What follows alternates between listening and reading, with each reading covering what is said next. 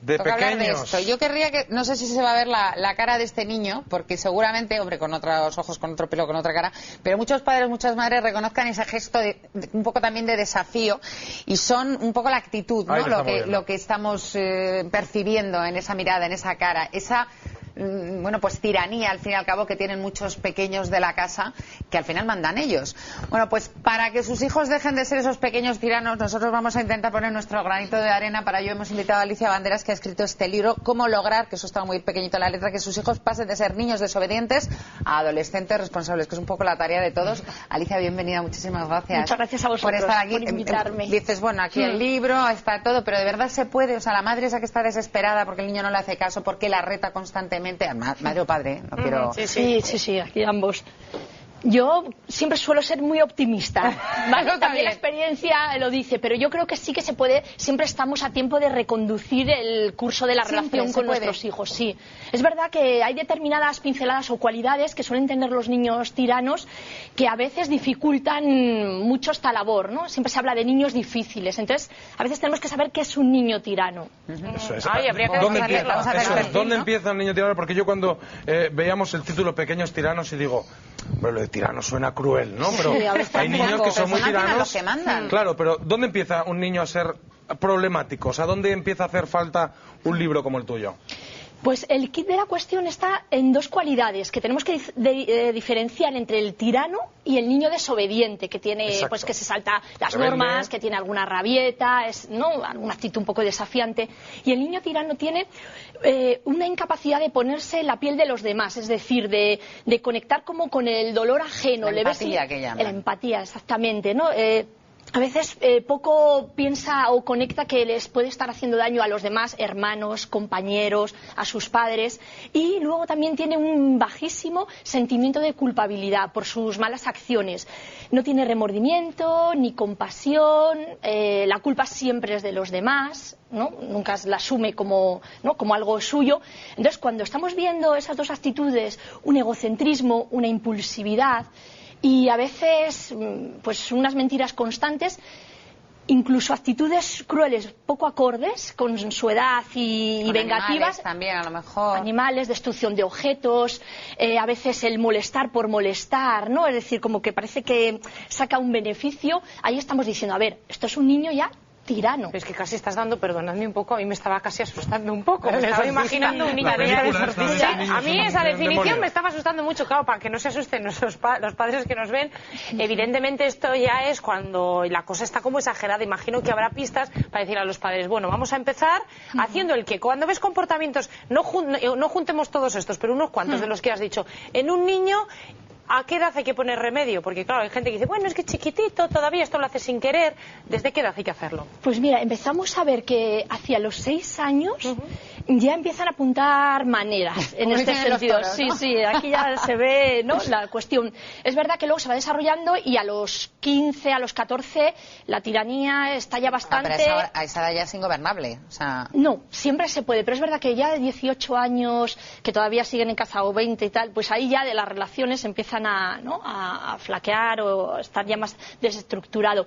Pero fijaos, yo creo que hay que poner límites, ¿no? El principal es saber decir no a un hijo cuando te está pidiendo cualquier cosa. Hay veces que tenemos como el complejo porque pensamos que se van a traumatizar o que se van a frustrar, y nada más lejos. Si les enseñamos a manejar la frustración y la ira, ellos empezarán a ver que eso es algo normal. Si no, siempre te van a ir comiendo terreno y al final siempre van a ansiar ¿no? de todo. Entonces yo creo que el decir no a un hijo creo que es algo muy positivo, el poner un límite, el establecer unas normas en casa. Unas las ponen los padres, que son la autoridad, aunque ahora los niños parece que son los reyes de la casa, pero las tienen que poner unilateralmente. Otras a veces las puedes negociar, pero quizá el delegar responsabilidades desde que son pequeños. Un poco de peligro a veces, ¿eh? Porque luego ya quieren negociar todo y no se puede. Por eso te decía, algunas, Begoña, es verdad que tienen que ser unilaterales y marcarlas tú y no da cabida. La clave, en cierta manera, es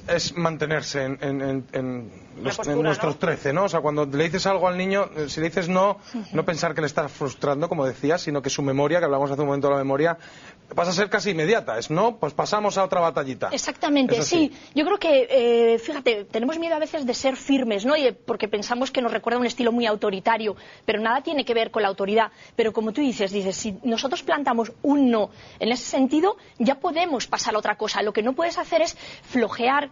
¿Qué hacemos cuando juegan con nuestros sentimientos? Cuando dicen seguro que no y te ponen esa carita que dice venga, firma, vale, y ya, ¡pum! Pues en vez de ser tan egoístas de decir yo ahora le quiero proteger, quiero decir lo mejor para un hijo, el mejor acto de amor es decir ese no. Ponte en la piel de ese niño, entonces dirás, esto es lo que mejor puedo hacer para que él se desarrolle y madure, ¿no? de una forma adecuada. Leí una frase que decía, entrenarles en las pequeñas frustraciones de no te puedes comer un caramelo, no puedes ir al parque ahora, no puedes hacer... Les entrenas para las grandes que vamos a tener todos, porque si les pudieras dar claro, el mundo está lleno de vicisitudes que tengamos que estábamos resolver. Como poniendo, dando trucos para poner remedio, pues bueno, cuando son así chiquititos y tal, pero llega un momento en el que además el rótulo que viene ahora nos viene fenomenal, dice, cuando faltan el respeto, hay niños, que bueno, que yo creo que todos tenemos algún ejemplo, o igual hasta los nuestros propios del entorno, alguna vez te han faltado el respeto, y cuando se convierte en una actitud constante, ¿eso qué hay que hacer?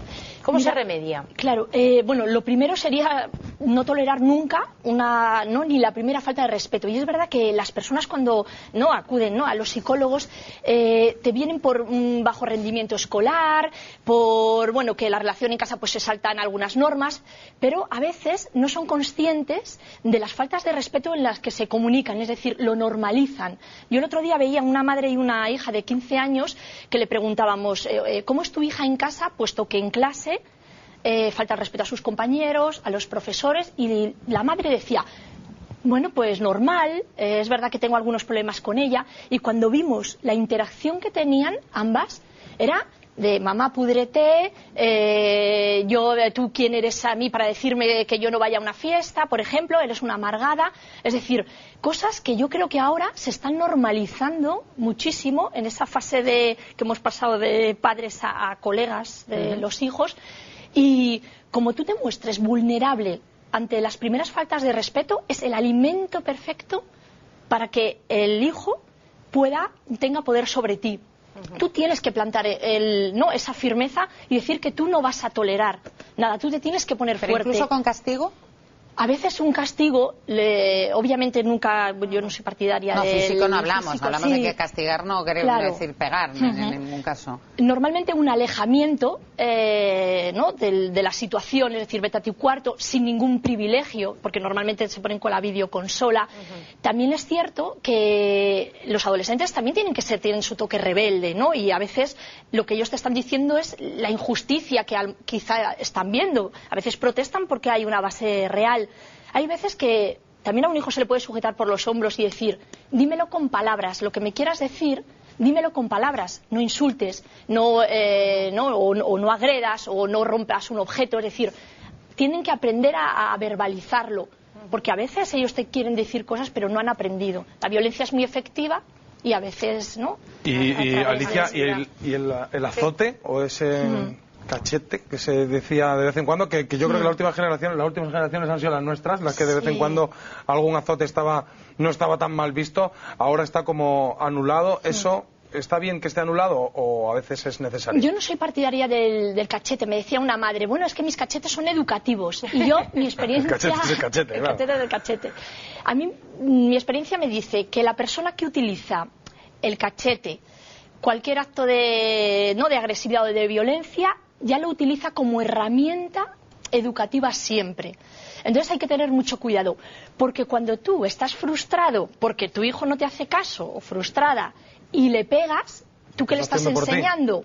Que cuando él o ella, tu hijo, esté frustrado, pegue también. Entonces al final es una cadena, o sea, es por imitación. Yo creo que hay muchas formas, ¿no?, de contener a un niño, a veces, como os decía, ¿no?, de agarrar, o cuando tiene una rabieta desproporcionada, dejarle que la tenga. Pasa que la teoría es siempre mucho más fácil que la práctica. Por supuesto, claro. Porque los niños, cuando te montan a lo mejor una pataleta en un sitio público, que tú lo que quieres es que se calle de la manera que sea cuanto antes, y no piensas. Claro, ¿no? Esas son las trabas, Begoña, que yo creo que tenemos que a veces intentar controlar y manejar desde los adultos. Precisamente la vergüenza que pasamos cuando en un parque, en un supermercado, lloran, chillan por querer algo. Incluso la culpabilidad es una traba, o sea, desde la culpabilidad no se ejerce la autoridad.